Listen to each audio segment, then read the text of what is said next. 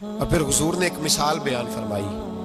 نبی رحمت علیہ السلام نے فرمایا بنی اسرائیل کا ایک واقعہ ہے۔ ایک خوبصورت جوان تھا، ایک عورت کا دل آ گیا اس پر، تو نبی پاک علیہ السلام فرماتے ہیں اس نے کوئی بہانہ لگایا، کسی کو کہا کہ اس نوجوان کو بلا کے لاؤ، اس کو کہو کہ ہم نے کوئی گواہی لینی ہے تجھ سے۔ وہ نوجوان آیا، ایک کمرے میں داخل ہوا تو اگلے کمرے میں لے گئے، وہاں داخل ہوا تو اس سے اگلے کمرے میں لے گئی، وہ داخل ہوا تو اسی طرح 7 مکفل کمروں میں لے گئی۔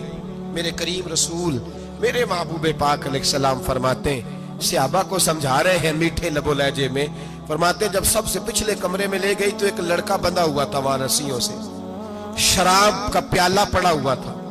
اور بی بی کہنے لگی کوئی گواہی شواہی نہیں لینی، تجھے اس لیے بلایا ہے کہ تیرے اوپر دل آ گیا ہے، اب میرے ساتھ منہ کالا کر۔ تو وہ جوان کہنے لگا نہیں، میں نے اپنے نفس کو پاک رکھا ہوا ہے، میری نظر بھی پاک ہے، دل بھی پاک ہے، اور اس کی برکت یہ ہے کہ رب نے میری روح کو بھی پاک رکھا ہوا ہے، تو میں یہ حرکت نہیں کر سکتا۔ پاک لوگ پلید کاموں کی جانب توجہ نہیں کرتے، میں یہ حرکت نہیں کر سکتا۔ اقبال نے اپنے بیٹے کو دعا دی تھی، اس نے کہا تھا حیا باقی نہیں ہے زمانے کی آنکھ میں، خدا کرے کہ رہے تیری جوانی بے داغ، خدا کرے کہ رہے تیری جوانی بے داغ۔ کہا میرے ساتھ منہ کالا کر، اس نے کہا میں نہیں کرتا۔ کہنے لگی چل پھر اس کو قتل کر، اس کو میں نے باندھا ہوا۔ اس نے کہا میں قتل کیوں کروں، میری کیا دشمنی ہے؟ کہا پھر شراب پیو، کہا میں شراب بھی نہیں پیتا۔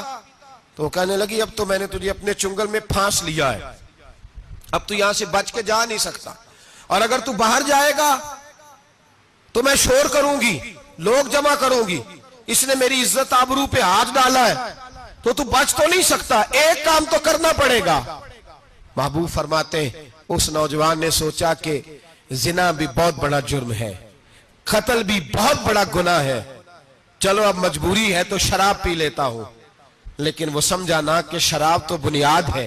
اس نے ایک پیالہ جو پیا، کہنے لگا ایک اور دے دو، دوسرا پیا تو کہنے لگا ایک اور دے دو، اب 3 پیالے 3 بوتلیں شراب جو پی چکا تو خماری چڑھ گئی۔ اب اس عورت کے قریب جانے لگا کہ میں تیرے ساتھ زنا کروں گا۔ اس نے کہا جب تک میں قریب نہیں آنے دوں گی جب تک تو اسے قتل نہ کرے۔ اس نے اسے قتل بھی کیا، زنا بھی کیا۔